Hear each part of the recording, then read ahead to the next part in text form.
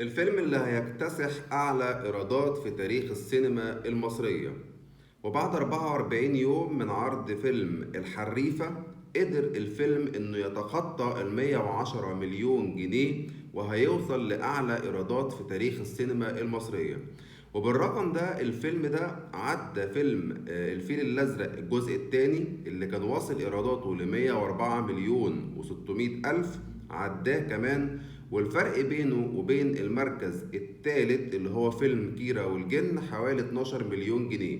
فبالتالي فيلم الحريفة هو في المركز الرابع من حيث أعلى إيرادات في تاريخ السينما المصرية، وقريب جدا من المركز الثالث اللي هو فيلم كيرة والجن.